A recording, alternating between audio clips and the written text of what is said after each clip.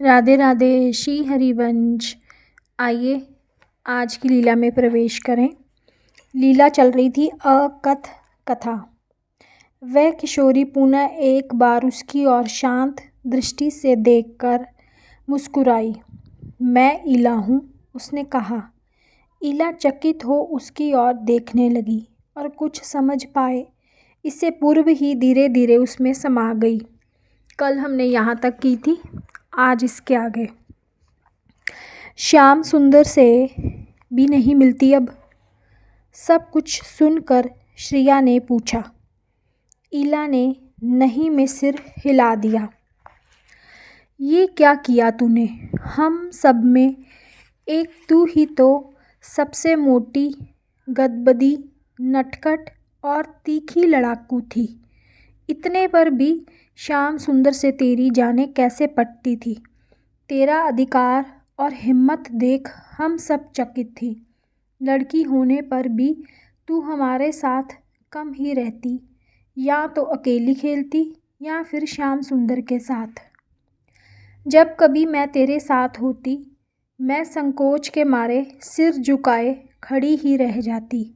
तुझसे छीने वह फल या मिठाई मुझे देते और तू दौड़कर मुझसे छीन लेती। वह तुझसे रूठ कर चल देते, तब तू अपने हाथ की वस्तु मुंह में डाल उन्हें मनाने के बदले दौड़कर उनकी पीठ पर लटक जाती और कान से मुख लगाकर जाने क्या कहती कि वह खिलखिला पड़ते। उन्हें जाते देख मैं व्याकुल हो जाती, तेरी हिम्मत देख आश्चर्य में डूब जाती और उन्हें प्रसन्न देख प्राण सरस जाते। इनकी दी हुई वस्तु तू खा गई, ये पीड़ा भूलकर मैं प्रसन्न हो जाती कि तू उन्हें लौटा लाई है। तू उनकी पीठ पर लदी हुई, पाँव उछालती हुई कभी गले तो कभी कान में मुख लगाकर फुर्र करती। वे रोमांचित हो हंसते हुए अपने गले में पड़े तेरे दोनों हाथ अपने हाथों से पकड़े गिरने से बचाते हुए कहते, उतर नीचे नहीं तो अभी गिरा दूंगा। श्रिया के पास ले चलो। अब श्रिया को चढ़ाओ। मेरे पास उतर कर तू कहती। तेरी बात सुन मैं संकोच में गड़ जाती। मेरी दृष्टि उनके लाल लाल चरणों पर जाती और संकेत से तुझे दिखाकर कहती, देख चरण थक कर लाल हो गए हैं। तू दब से नीचे बैठकर कहती, आओ कानाजू, अब मैं तुमको उठाकर ले चलती हूँ। नहीं, मुझे कहीं नहीं जाना, मैं यहीं खेलूँगा। वह वहीं बैठ जाते। देखो ना तुम्हारे चरण तल कैसे अरुण हो गए हैं।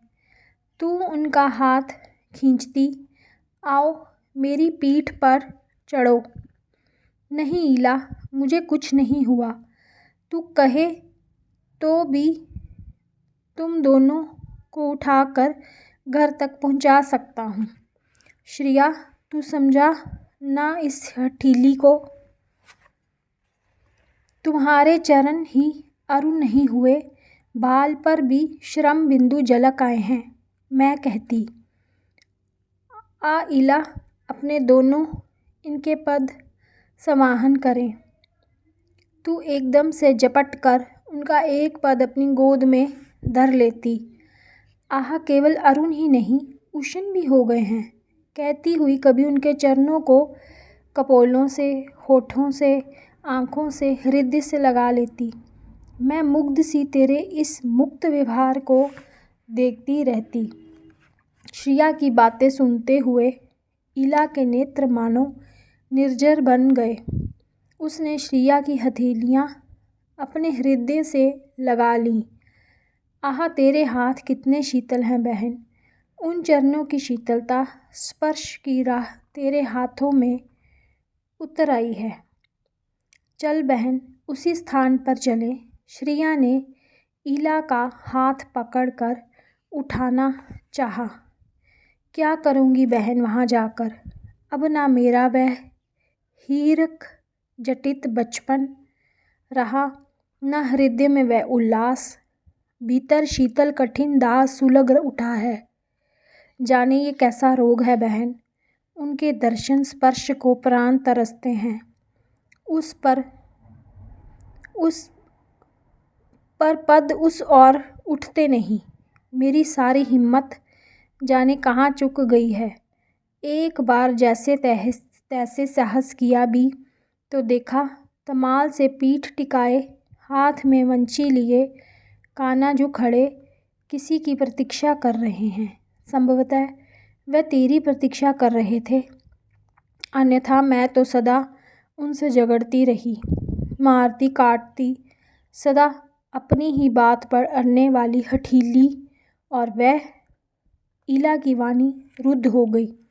वह स्थिर दृष्टि से यमुना की ओर देखते हुए गदगद कंठ से कहने लगी, वह सदा मेरी ही रुचि रखते। वन से गूंजा गेरू पंख पुष्प और रंग बिरंगे पाहन लाते। इला देख तेरे लिए क्या लाया हूँ। व्रज में ऐसा कौन है बहन जो उनके हाथ से एक रज कनिका पाकर भी अपने को धन्य ना समझे। किंतु मैं अदम, अपनी इच्छित वस्तु ना पाकर मुंह फुलाकर चल देती। वे दौड़कर सम्मुख आकर कहते, यूँ रूठ मत इला, कहना तुझे क्या चाहिए, मैं कल अवश्य ले आऊँगा। ये सब मुझे अच्छा लगा इसलिए ले आया। मैंने तो शुक पिच मांगा था, तुम हंस पिच क्यों ले आए। मैं रो पड़ती। रो मत, तू मत रो, कल की कौन बात, मैं अभी ला देता हूँ।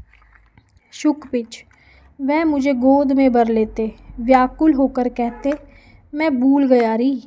मैया कहती है मैं बड़ा बोला हूँ, इससे याद नहीं रहता। तू यहीं ठहर, जाना नहीं, तुझे मेरी सौगंध। मैं अभी शुक पिच लेकर आता हूँ। इसी के साथ ही मैं आज वाणी को विराम देती हूँ। कल हम आगे की चर्चा करेंगे।